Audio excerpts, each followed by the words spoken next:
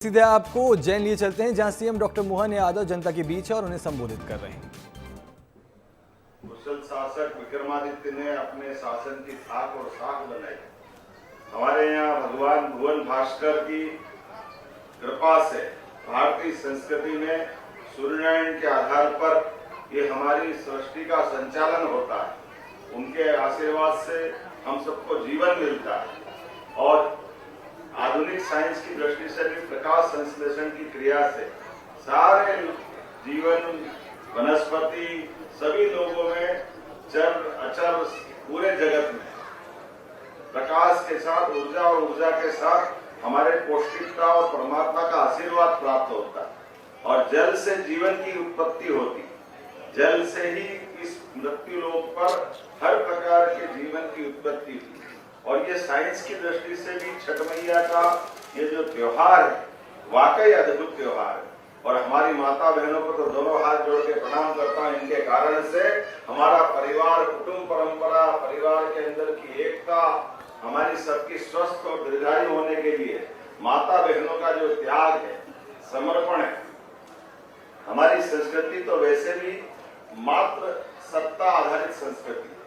दुनिया के देश होंगे जो अपने देश को पिता के बराबर उस भावना से लेते हैं, लेकिन हमने तो दुनिया के 200 से ज्यादा देशों में हमारे तो देश की भी मान्यता भारत माता की इस भाव से लेके चलते कि हमारा देश भी हमारी भारत माता के हम सब सपूत हैं, उस भावना से चलते हैं। और ग्रहों में भी नवग्रह में वसुधा पृथ्वी माता, हमने उसको भी माता संस्कृति से जोड़ा।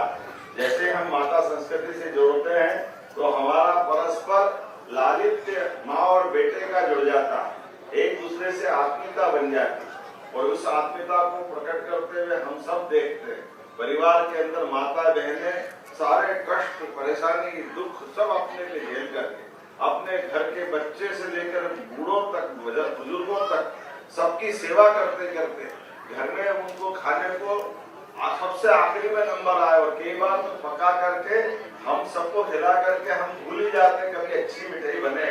बचपन के दिन याद रखे, माँ ने कठिनाई से हमारे लिए कुछ बनाया और बनाने के बाद वो पका करके खिलाती और खिलाते खिलाते वो खाते खाते घर वाले भूल ही जाते कि उनका भी नंबर आएगा कि नहीं आएगा, लेकिन वो सबको खिला करके आंखों में आंसू लाकर आनंद के साथ हम सबके साथ वो समय गुजारती।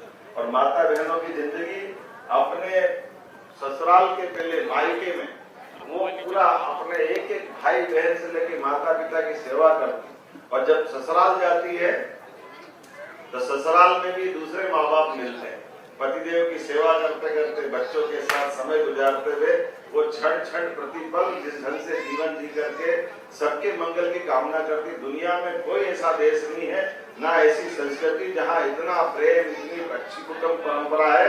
मैं पुनः छठ मैया के माध्यम से कामना करता हूँ भगवान से कि भगवान किसी की नजर नहीं लगे। ये कुटुंब परंपरा का पर्व हमारे बीच वर्षों वर्षों हजारों साल से है और लाखों साल तक चलता जाए। मेरी अपनी ओर से छठ मैया के पावन पर्व पर आप सबको बधाई। हमारे लिए तो और आनंद बरस रहा है इस मामले। हम सबका संबंध तो आदिकाल से परमात्मा ने कुछ और विशेष कारण से बनाया। ये हम यहाँ अपनी क्षिप्रा मैया में जल का समर्पण करते और ये कैसे गंगा जी तक पहुँचता, बिहार तक पहुँचता, हम सब इसका एहसास करें। ये गंगा बेसिन का पूरा मालवा और मध्य प्रदेश का बेल्ट, अधिकांश नदियां हमारे यहाँ से हम जल समर्पित करके क्षिप्रा जी को, क्षिप्रा जी का जल जाता है चंबल मैया को, चंबल मैया का जल जाता है यमुना मैया को, यमुना जी का जल जाता है वापस प्रयागराज के पास गंगा मैया में। तो हमारा जल पहुंचा कि नहीं पहुंचा गंगा मैया से बिहार, पटना तक और पूरे पूर्वांचल। बोलो गंगा मैया की।